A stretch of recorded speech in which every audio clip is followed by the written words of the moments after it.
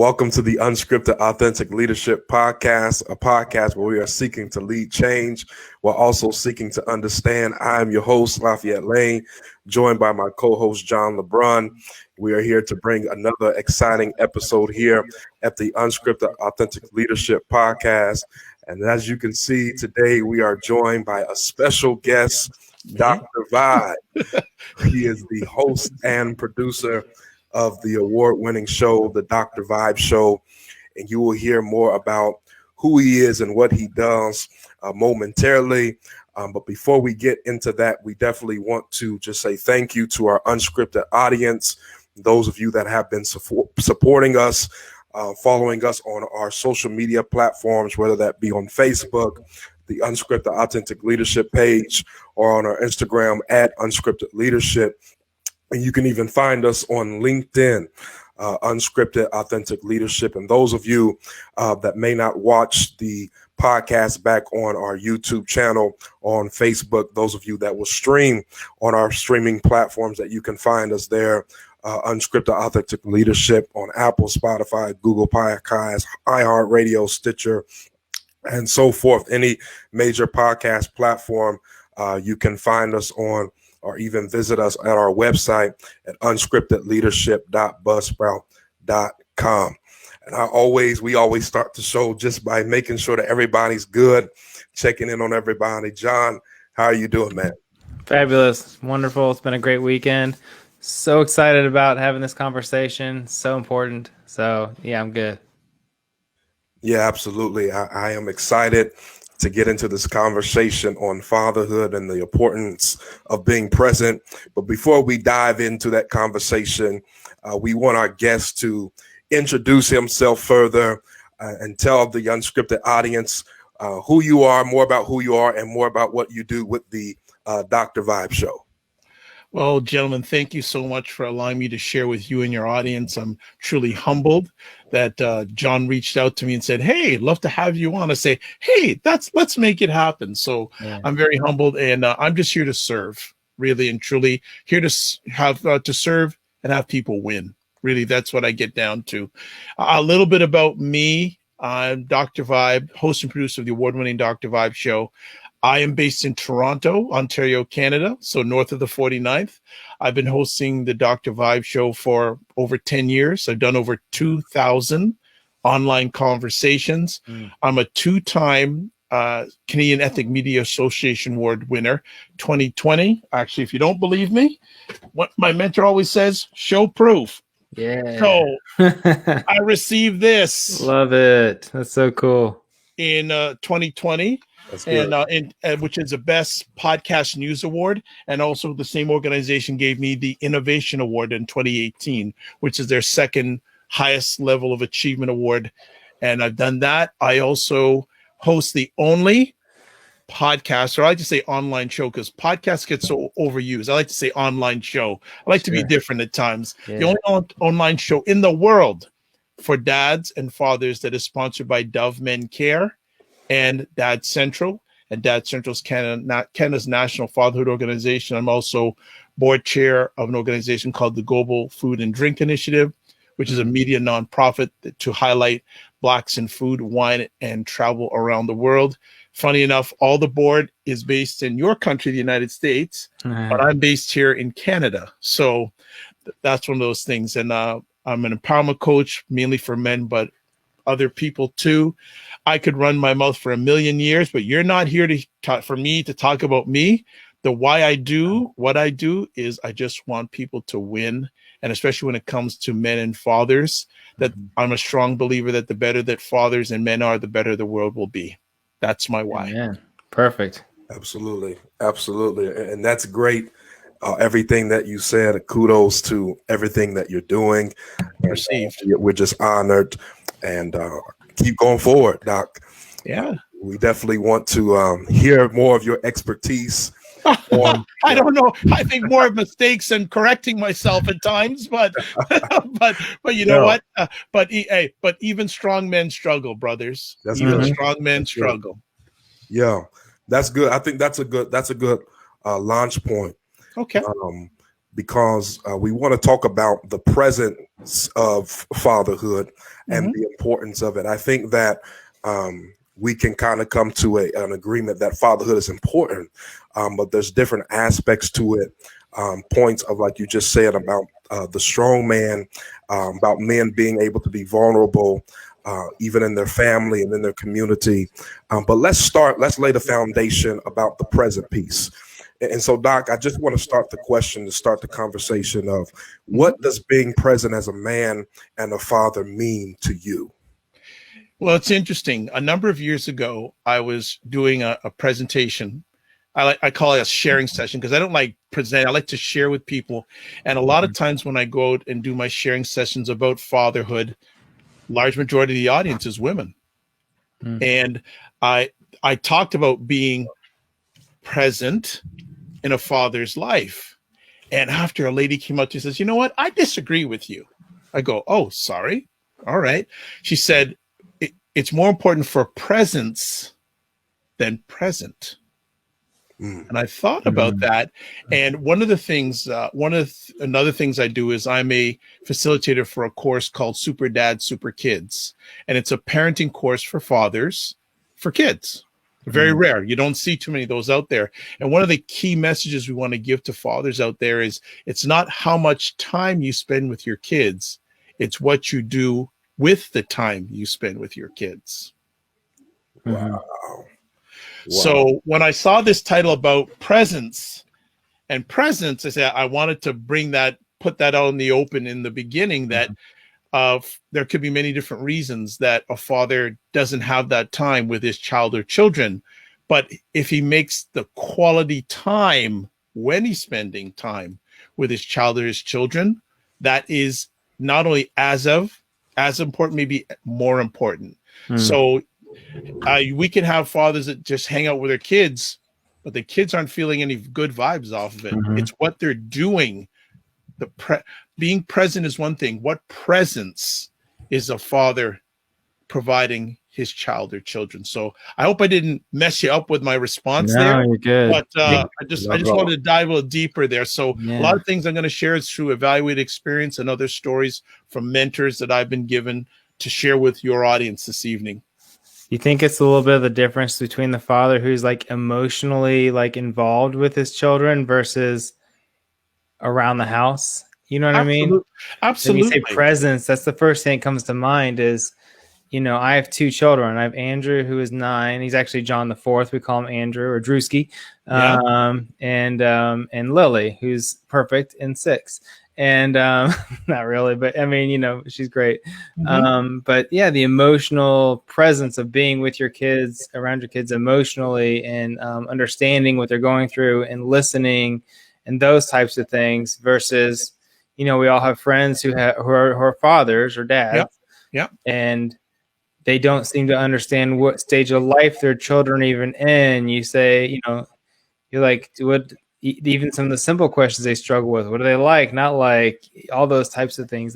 I have a friend who says he said something to me once. It was I took it as a nice compliment, but I didn't understand why he couldn't be that way. He said, "I respect you a lot." I'm like, "Oh, well, thanks." And he said, because he's like, "You seem to really understand how to like." The kid things. What he said, he's like, I just don't understand. I don't get it. Like he's a dad, he's around, but there's a disconnect between his relationship and his kids in that whole, like in the actual engagement with the children, if that makes any sense. And I don't know why he feels that way, but yeah, he's just not. It makes perfect sense, because there's a lot of dads and fathers that are like that. I'd love to have a conversation with that gentleman, because one of the first questions I'd ask him is, how was the relationship with you and your dad when you were growing up? Yeah, very similar, actually. If I had to, right, knowing him for that long, your dad was, didn't come to a lot of events. Loved him, very hard on him, like very hard. But I never saw him, unless he was like working on the house kind of thing. You would never see him at things, and you knew they weren't like close. He wasn't going to talk to his dad when he was in trouble. Well, one of my mentors said a long time ago, a lot of times when we're kids, we emulate what we replicate. Mm. Mm. Did I say something wrong, my man? You're just like, what's wrong? That's good.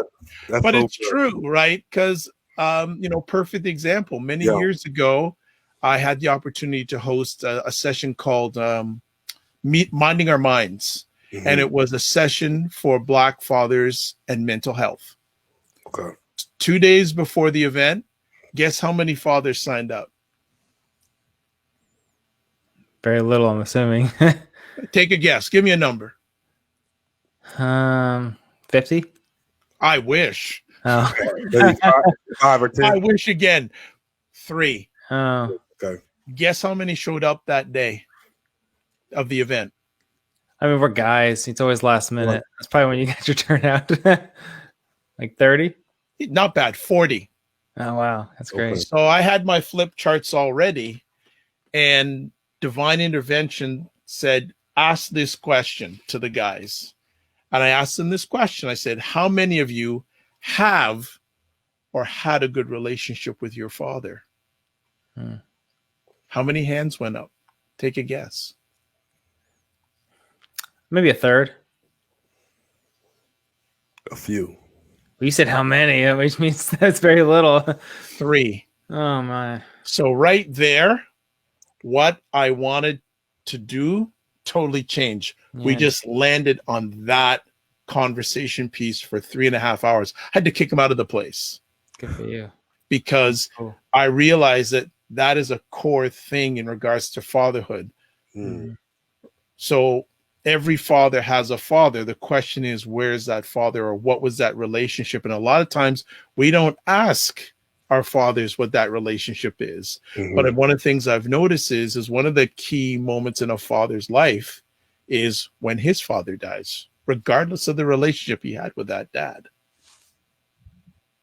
That's a key moment. Mm-hmm. So you've been talking about the development piece about the fathers who have had fathers. Mm-hmm. So what do you say to that man that has a family of his own now, and either he didn't have a relationship with his father, for whatever reason, his father was in jail, his father abandoned him, or just as you mentioned, he sought after his father, and after a period of time, maybe his father passed away. So how does that father who doesn't have that model, that example to follow, how does he learn how to be present and how to communicate and how to exemplify, say that he has a son? How does he show his son how to be a father when that was never example or exemplified for him? Great point. And it's always an ongoing challenge. I think one of the things that, and I guess people are beginning to tag me on this, but I believe that before he became a father, he's a man. Okay. So when I call it work, when I do my passion with fathers, I want to develop the man first, because the better man he is, the better father he's going to be. If he was not raised or did not have a father in his life, we have to identify that. Well, first things first, he's got to ask. Unfortunately, a lot of times pride comes into the way, and as one of the books I read says, pride comes before a fall. Mm-hmm. So if you know that something isn't right, what we have to realize too is, as a father, everything you do is going to impact your kids, whether you know it or not. And many a time when I'm helping fathers, when they make mistakes, a lot of times they're only thinking about themselves. When they start thinking about their family, that's when the light comes on. They have to realize that they have impact. If you haven't had a father in your life or not had a father figure, I feel for you. Truly and honestly, I feel for you. But that shouldn't prevent you from wanting to be the best father that you can. There are organizations, there are areas out there. And one of the things I say, that every man, whether he's a father or not, should have 2 or 3 men in his life. They're going to love him during the good times and love him during the bad times, because you're going to have both. And it's always better if you have, as I would call your ride or die guys. And these are not just guys who talk about football or baseball. There's more to life than that. Yeah. So I fully believe that if you don't have it, ask for it. If you really want to get better, and you can't do it all by yourself anyways. Even if you did have a father, you can't do it all on your own, because remember, everything you're doing is having a good or bad impact on your kids and on your family. Yeah. John, did you have a question before I move on? No, I was amen with everything you said. It made me just think about the importance of mentorship and finding those role models and people to look. We have an episode on mentorship. It's one of our more watched episodes, maybe the most one. And if anybody wants to refer back to it, basically talks about the importance of having mentors in your life, people who they look at things from a bigger view. Then when you're in the weeds in something, someone else can look at a higher level and say, and help guide you through things, or maybe someone usually the further along in life and can help you sort of see the next several steps of where you're going and that kind of thing, or take or even sometimes it's nice to have somebody who does not have a emotional, like they're not emotionally involved in what you're trying to go through. Therefore, they can help you make reasonable decisions without having the emotional That's why it's so important not to make decisions like late at night when you're tired or, when you're mad, stuff like that. Well, but anyway. It's a good point you bring up. I have an acronym about you should not. It's the acronym HALT, HALT. Never make a decision. H, when you're hungry. Yeah. A, when you're angry. C, when you're lonely. I mean, L is lonely, not C. I'm saying C. L when you're lonely, and T when you're tired. So that's my HALT acronym about making decisions. Try to avoid making decisions if you're in any of those states. And I think that it's just so key. And you know what? We're all trying to get it right. So anyone who's watching this, I mess up like all the rest of them. But I realize that I just want to get a little bit better each day. Because as I say, especially to fathers and men, a mistake is a moment. It's not a person. That's good. I want to talk about what would you say to the men and the fathers? How can we better sharpen our communication skills with our children or with our family? I have a 4-year-old daughter, and I'm a reader. That's one of the things that I do too. If I'm not an expertise on a particular subject, I'll read about it, because I feel like as just naturally as men, we're problem solvers. Yeah. So my wife comes to us. We're not really trying to communicate and have a long conversation. We're just trying to get to the solution. But when you have a child and have children, like I said, as a 4-year-old, trying to communicate to their level and also modeling that communication between her mother and myself, how can men better communicate or sharpen our communication skills when dealing with our families? Okay, so there's just aspects when you're thinking about children, depending on what age.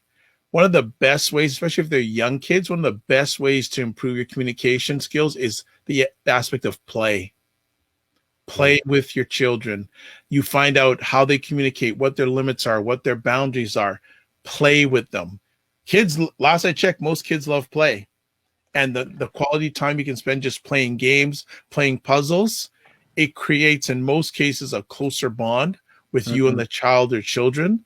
So again, one of the key aspects is play. As they grow up in age, invest time in them. Ask how their day was. Especially these days, we're in pandemic times. They're going to be around a little bit more, but invest in them. Ask, if depending what age, ask their opinion, see how they're feeling, because especially now they're spending so much time in front of a screen. You want to make sure that you have a notion of what's going on with them. And it doesn't always work, but you have to show the initiative that you are interested in their lives. Because in my opinion, children are an investment. They're not an expense. Some people say, yeah, well, they do cost a lot of money. Yeah, they don't cost a lot of money. It costs a lot of money to raise them. The children themselves, you want to you want to treat them it's an investment in their lives.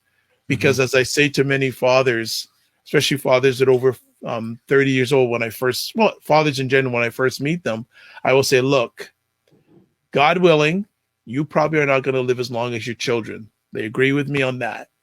And then I say, well, let's hope and pray that they are living in a house, home, apartment, something after you're gone.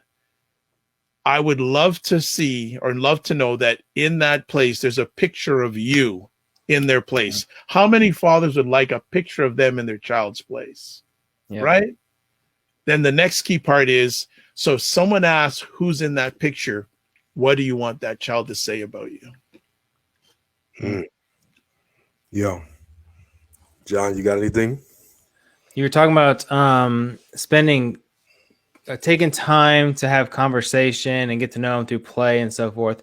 What about other aspects of like family dinners? Things that, because we're so busy too. My family is just as on the go as anybody. I'll put my calendar right next to anybody, but there's nothing more satisfying than there's nothing I love more than being dad. Like there's just not even close. People ask me what's your favorite thing, like being dad. It just is. It's a lot of work, but it's so gratifying. And just seeing them each step of the way, just getting better. Especially my son, he's 9. In this last 6 months, I just get emotional just thinking how much he's changed and grown. And just starting into that young man. I'm just so proud of him. And, he was the kid in class that I have had a teacher conference with every teacher. So, and I've seen him change. And remember, your son is seeing this. Yeah. Right. He's seeing this. Yeah. So you're setting up the foundation that, God willing, when he gets older and he has kids, he's the model he's looking at. You're looking at. He's looking at you as the model. Mm-hmm. When I say every teacher, it's not because he was good. It was because he was like the loud kid in class. Right. And so if everybody's like, well, you don't understand my kid. No, trust me. I have the smart kid who is like singing in class and stuff. So I get it. But this year he's changed so much. He's just amazing. Anyways, what about, so families on the go, like, I don't have time for this. What are some ways that they can communicate, whether it's dinner, in the car, stuff like that, to really. So here's a good example. You mentioned dinner time. Make a commitment and be intentional that you have dinner together at least once a week. And you put these away. Yeah. Have a basket, put it in the basket, turn everything off, and dedicate that family time. Like, I think that, again, if we cannot spend time with the ones we love, we can't dedicate time to spend time with the ones we love. You got to remember what impact it's having on them, not only at that time, but going forward. And the last thing you'd want to say, or if your son doesn't do it when he grows up, well, that's what daddy did. Yeah. I want to ask the question that's been on my heart, because how do we shift the conversation? Because I know the narrative often when it comes to fathers is that fathers are not present and not there. But the reality is, I believe that's not the majority. I believe that there are a vast majority of fathers that are present. Yep. But what do we do about the fathers that are present but don't feel appreciated? What can we do to uplift those men that are out there in their family? They're working, they're providing, they're doing all the things that a good father should do, but they just don't feel appreciated. How can we shift that paradigm? I think it's up to us as men and fathers that we've got to do things like this. Okay. Right? Because it's funny when a family situation is not good and the father leaves. Many times after the father leaves, the father's missed. Right? So I think that we have to have more of these communications like this. And one of the good results of the pandemic, I've noticed more men's groups and fathers groups online. And I think that's a start there, because conversation leads to conversion. Because I've had the blessing of helping many different types of men, from a 17-year-old that's had twins to a 55-year-old gentleman that spent over $200,000 in custody with family lawyers to get custody of his child. And I would be having them at the same table They're relating to each other. They both got kids, both living to be the best for their children. We have to take the initiative. We can't expect society to come helping to us. And let's be fair here. And most ladies when I speak this, they get it, that they realize that there's a lot of services out there to help women and mothers. There isn't as much out there to help men and fathers. So what we have to do is we have to take the initiative. A lot of it all starts with us. Really and truly, we have to do things like this, have these conversations, reach out to men out there and just ask them, are you doing okay? Once a week, phone 2 or 3 guys, just ask them how they're doing. And we don't want to hear about work. I don't want to hear about work. I want to hear how's your heart, and not your workout heart. I want to know what's going on in your emotional heart. That's what I want to know. I want to know why you're doing what you're doing. I don't want to know what you're doing. I want to know what's going on inside of you, because there are too many fathers and men out there that are screaming and nothing's coming out. Mm-hmm. Sure. So in the United States, we have a 60-70% divorce rate, right? Yes, I know that. Yeah, which means, and I'm assuming Canada's probably similar percentages. You guys are basically the same. You just say about different than we do. You have 10 times you have 10 times our population, but all the percentages are pretty the same in regards to percentage of population. Yes, but great country. Lots of very similar, and so with that, by default, there's going to be different households with mothers and fathers, and typically courts lean towards mothers for parenting. And sometimes it's 50-50, and that's okay. But that means there's probably 50% of the time dad's not around, or mom. But today we're talking about fatherhood. Do you have any advice towards that? Well, I don't have enough power on my own to change the family court system. Mm-hmm. But I do think that if we band together, we can certainly make change in regards to that. There's a gentleman who's become a close associate of mine who is a family lawyer. And the first time I met him, he said, all I want is fathers to be treated with fairness and respect. I'm saying, and I get that. I'm saying what in regards to what dads can do, be more present, because they're only going to see their kids by default now, maximum 50%. So they've got to make the most of that time they're spending with the child. Mm-hmm. They've got to make it a priority. Now, there are situations where, here's a perfect example. There have been situations where situations with fathers where they have restricted access to their children, mm-hmm. and they'll have 2 hours to visit, and they'll show up 15 minutes late.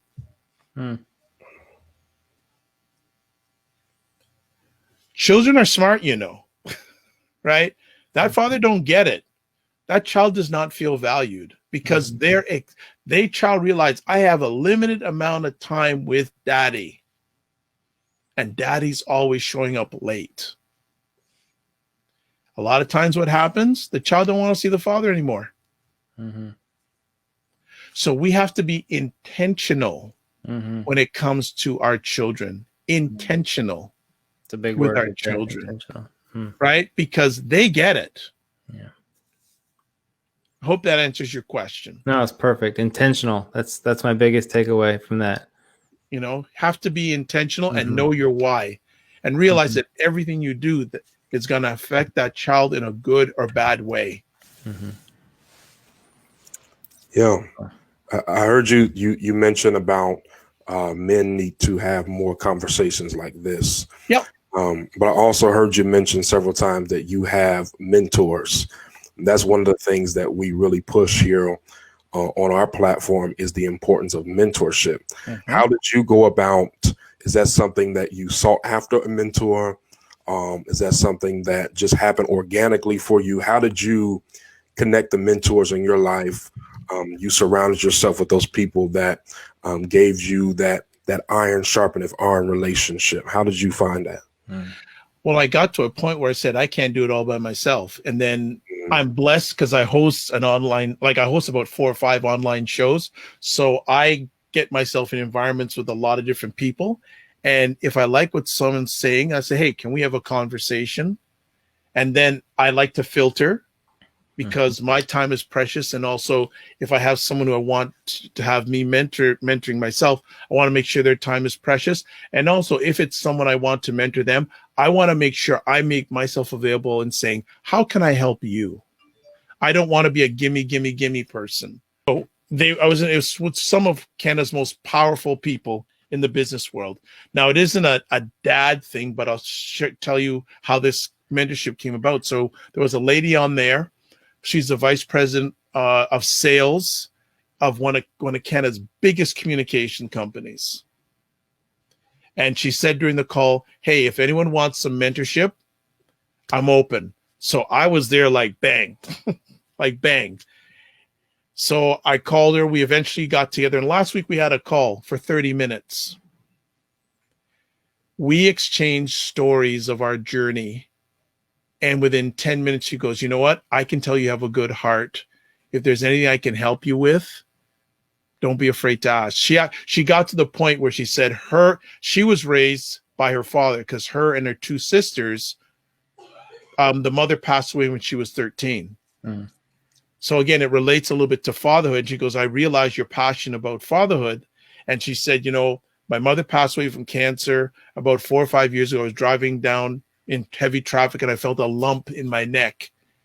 And then she put up her phone and showed a picture of her bald. She's a chemotherapy survivor. So if you're looking for that mentorship, develop the relationship before you get the mentorship. Mm-hmm. Right? I'm very much a relationship foundational guy. And most of the time it works out good. Sometimes it doesn't. Hey, no problem. But that story there where someone I had never met before put their phone in the machine. Look, this is my bald head. I'm a chemotherapy survivor. Mm-hmm. Yeah. So we have to create for men and fathers.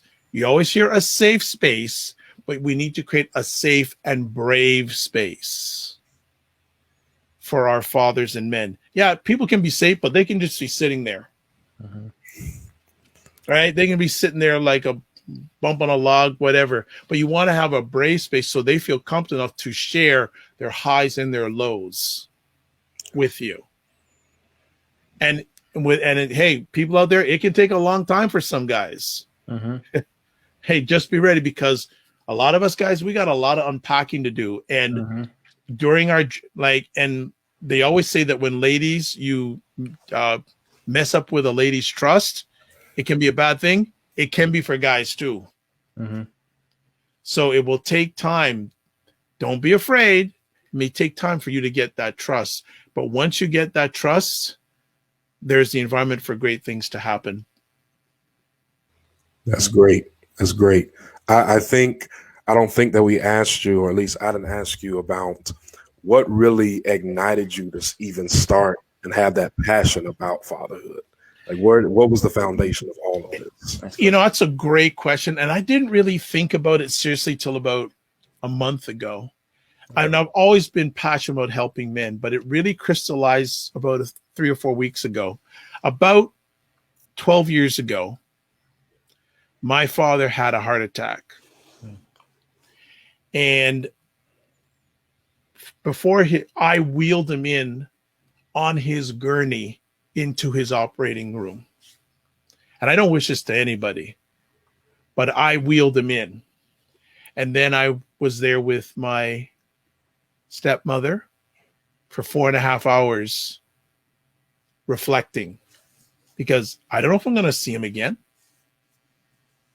And saying, you know, I had those woulda, coulda, shoulda moments. So after 4.5 hours, doctor comes into the operating room. My world froze because I don't know what he's going to say. And he said, he's going to be okay. I ran up to the doctor and I got down on my knees and I physically hugged his leg for about 1.5 minutes. And then I asked the doctor, can I go and see him? He said, sure. And he said, so when I went in there, my dad said, I can feel my toes now. I go, you damn scamp. But I said that was the moment. And I always been doing it, but that really crystallized that moment, because my father and I didn't have the best when I was growing up. But now we're at the point where we're each other's best friends. And whenever we make important decisions, we always just bounce it off each other. But we didn't always have that. But now I'm glad that he's lived long enough and I've lived long enough for us to have that relationship. But I'd always been doing it, but that's when it just really crystallized that moment. Yeah, I think that's so good, that point that you just made. Sometimes it takes a life event like that for you to really stop and to reflect and to realize that, whatever issue that we've had in our relationship, whatever isms and schisms it was, in the grand scheme of things, it really doesn't matter as much as having that genuine relationship with your father, because the reality is you only get one. Yeah, it's so true that, and for a lot of guys, there's many moments in our lives, and this is fathers and men. There are at least two moments in our lives that are challenging. There's one moment in our lives when we probably, if we in our late teens, early 20s, we're not a teenager anymore, but we're not a man. Mm-hmm. Unstable. We're not solid. And then you have when you get in your late 40s, maybe early 30s, and you thought you were supposed to be at a certain point in life, and you're not there yet. Mm-hmm. You're unstable. And sometimes we try to reach back and grab back to our past, the stuff we didn't have when we were younger. And a lot of times with fathers and men, there's a kid inside that man that's preventing him to be a man. Mm-hmm. Yeah, that's good. John, did you have any other questions? No, it's been great. I feel like when you say the father who's reaching back because there's a kid still in there, it just makes me think of, and I hope nobody listens takes this the wrong way, but some of you may, I guess. Well, it's your show, so I'm going to get off. Yeah, I can't be fired. So, but it makes me think of what I call the video game dad.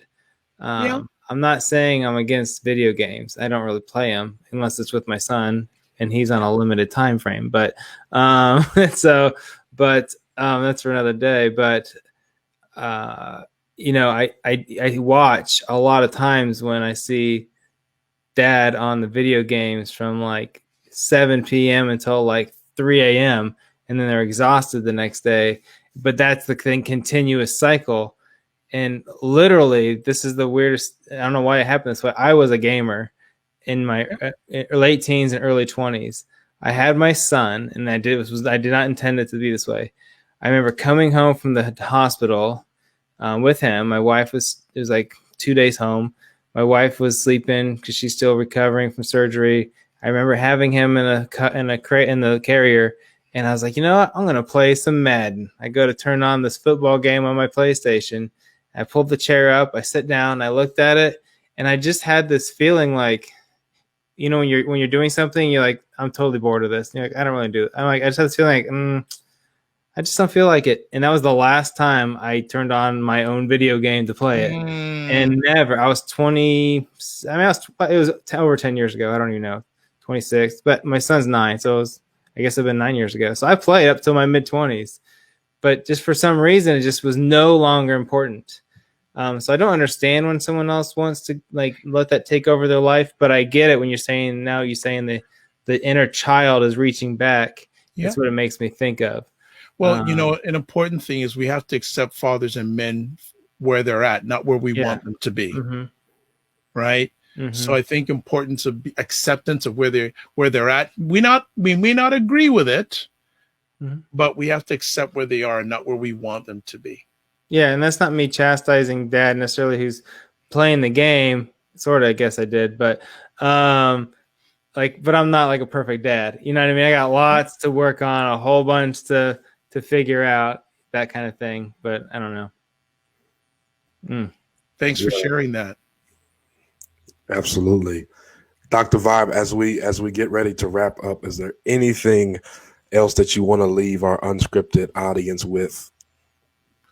Yeah, some quick things, because one of the things I love to do is ask my community, because I like to keep community engaged. And I did an Instagram live a few hours ago before we went live here about, I was telling them I was doing this, and they have any input. So just some quick things that some of my community said. One gentleman, Pin the Destroyer, said the importance of being present, that if you are not teaching your kids morals, ethics, and humility, then it's possible that they can grow up not knowing these values.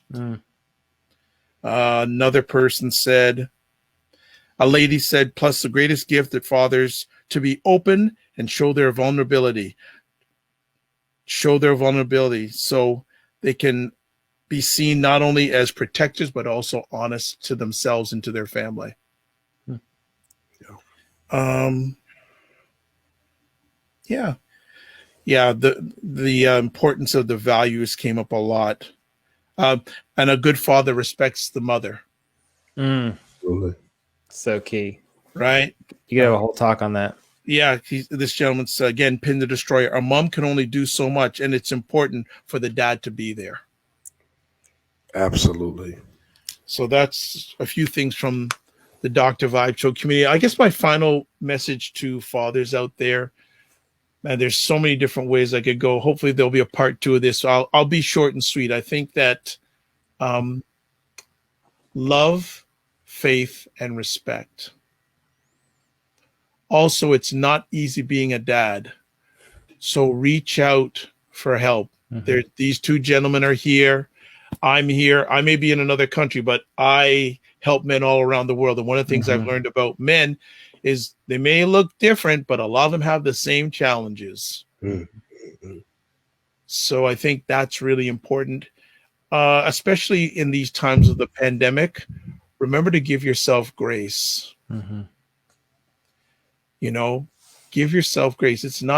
I know it's not easy being a mother, but it's not easy being a father either. And I really want to talk, there's also a quick thing here about the whole area of a father or a man being a provider. It's important to be a provider financially, but it's also being a provider with time, with mentorship, with help, being a provider in those areas that are non-monetary. Because you know what, dads, when you get on your deathbed, you're not going to ask for more money. You ask for more time. And remember, time never lost the fight. So I really want you to think about investing the time. Presence is good. Present and presence we talked about. What are you doing when you're with your child? If you have a lot of time or you have little time, what are you doing? Ask what the child likes to do. You'd be surprised how many fathers come to me and say, well, I don't know what to do with my child. And depending what age they are, I ask, have you ever asked them? No.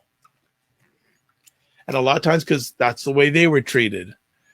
Right? So not everything that we as dads, fathers, caregivers, men was right. So it's our responsibility to change some of the narrative. If you know it isn't right, you don't have to keep on doing it. Sure.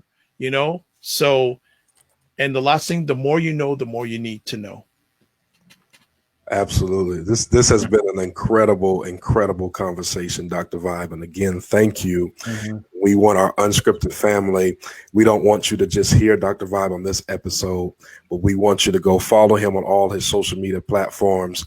You can follow him there at his website, www.thedrvibeshow.com.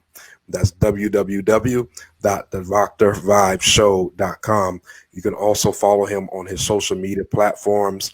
On Twitter, his Twitter handle is @DrVibeshow.